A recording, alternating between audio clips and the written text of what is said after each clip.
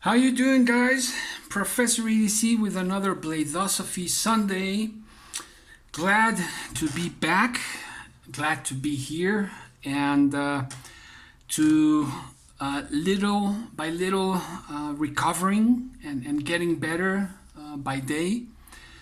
The other day I was able to do some physical work, some gardening work, a very light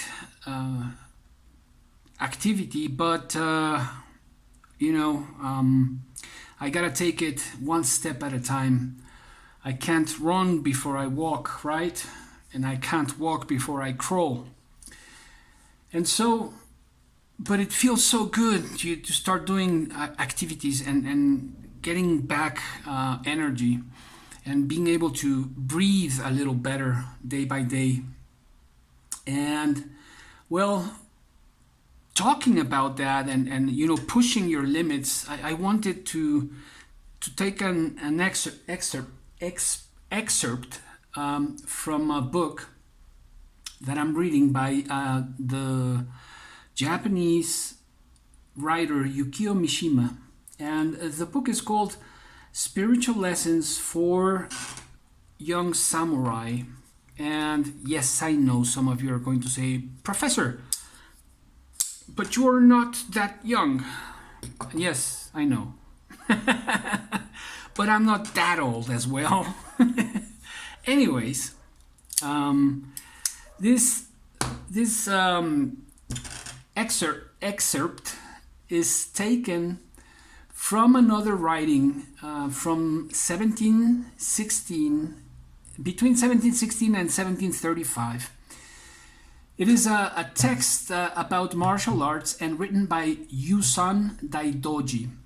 And it seems very appropriate for these days, even though it was written some more than 300 years ago. 300 and something. But let me read, as I translated already, this excerpt, right? The coward warrior gives in mostly to his whims and egoism, stays in bed till late morning, stays idle in the evening, and detests to study.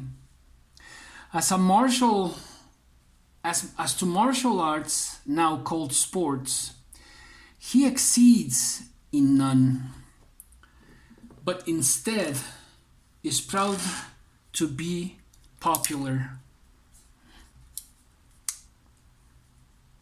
Squanders money with women in lunches and dinners, pledging and pawning valuable books and paintings, wastes borrowed money with ease, with much ease, becomes reluctant to pay back his debts, ruins his health, eats and drinks sake excessively, and is dedicated to sexual pleasures. By living in this manner, he's consuming his own life and rushing into a detrimental physical condition which will impede him of any effort. He's physically and mentally weak and cowardly, and becomes more and more weak with time. Now, where have I seen that? What's that movie? Because I've seen that, right? We've seen that, right? We can see it sometimes in the mirror, yeah. We can see it in our leaders, right? In politicians. We can certainly see that in famous people, right? And well, we have a saying in Spanish that I can't translate it, but it tries to. The meaning is, you're so critical of others, you can see the mote of dust in the eyebrow of someone else, but you can't see the log on yours. More or less, that's how it goes. Referring to how we can go and see the minor details in someone else's life, and yet we are incapable of seeing the huge, enormous, Titanic-like problems we have our own. And by giving into these whims, what is happening? How much comfort do we need? And I'm not saying that comfort is not good or that it's evil. By all means, that's one of the things that we look for, right? And it's just normal. We look for comfort, we look for safety, we look for things that make us feel good, like such, right?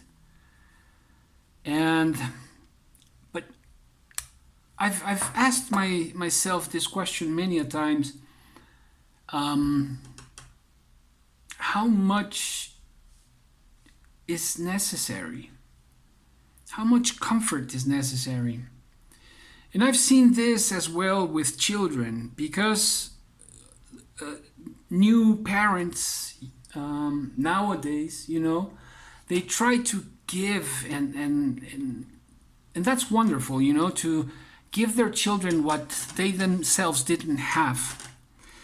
But at the same time, they are not listening.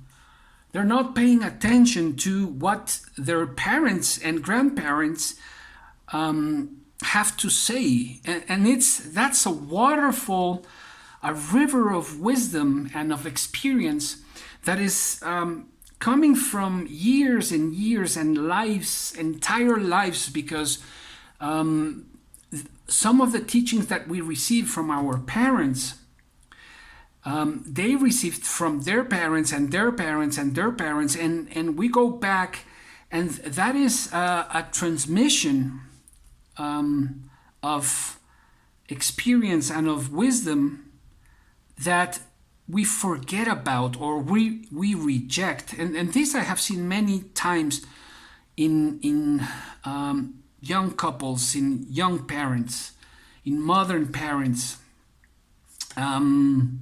and using psychology in a negative way, shielding themselves or the way they teach their children in psychology or human rights. This is really, really absurd, because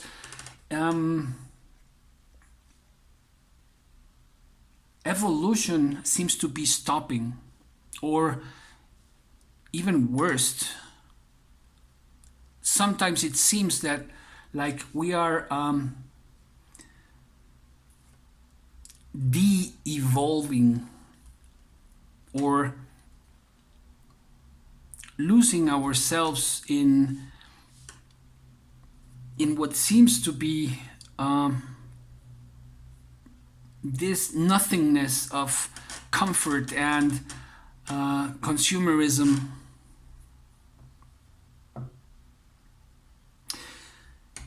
And it's something that we should worry about. We should all worry about. These spoiled children that are growing up with too much will be the leaders of our nations someday. Will be the leaders of our communities someday. And we are not improving our race. We are making it worse. That is a phrase that is very common in my family, that has been passed down. Improve your race. And well, that can go in many ways, in many positive ways. And what it is meant is improve yourself.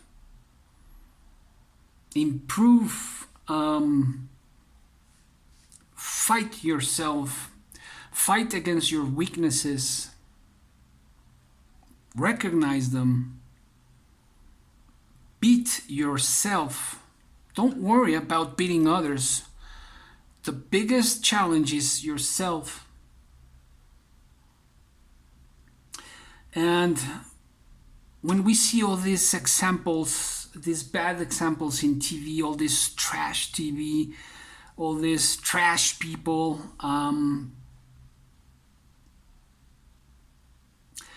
these are examples of human beings.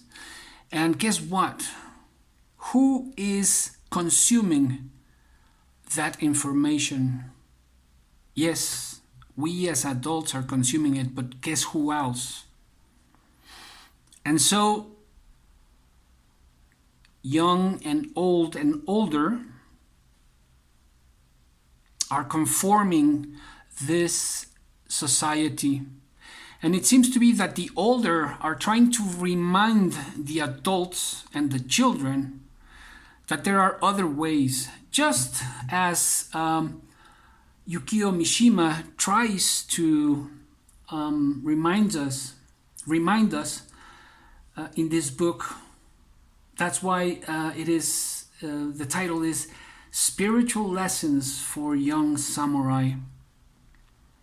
I really, really recommend it. I think it's a fantastic book, full of wisdom and so many things. And we gotta find ways to strengthen ourselves, to strengthen our spirits and our minds, our intelligence. It's going down the drain with all of this nonsense information that we consume without even noticing it. I stopped watching TV many years ago, and I stopped watching most movies some time ago. I keep on watching things that are interesting for me, and they're not all documentals and all brain and all. No. I still watch the what was the last movie? I can't even remember what was the last movie I watched. But I try to, for example, I love some anime, and used to read manga when I was younger. Now I rather spend in other books, right? But there are stories in anime that are really, really interesting, and that leave something enriching in your heart, in your spirit, in your thoughts. Something that challenges or that enriches your thoughts, right? Well, that's what I try to look for. And of course, there's from time to time the entertaining thing that we watch, but trying to keep it as healthy as I can, much as the way I eat, much as the way I feed myself. So I cook and I try to feed myself the healthiest way possible. And but from time to time I will have some junk food. I will have some fast food from time to time, some chips, perhaps once a week once every 2 weeks. Fast food, I don't know. Pizza, a hamburger. Maybe every once a month, or perhaps 2 months. So, and it's the same right now. What I'm watching in the internet, because I don't have TV, is this show from this reality from the History Channel, Alone. And man, I love that show. There is so much to learn from that, and it's not just entertaining, but it's there's so much to think and learn from that. Really, if you haven't watched it, I really recommend it. Man, I love this thing. Such a good blade, and such a good scorpion lock. I like this even better than the AD20. But that's another story. And like the never-ending story says, well, I hope you have a wonderful week. My wish is that all of you keep your health, be grateful for what you have, for your health, for your jobs, and for the people that are there with you. Anyways, just food for thought. Hope to hear from you and read your comments. Professor EDC out.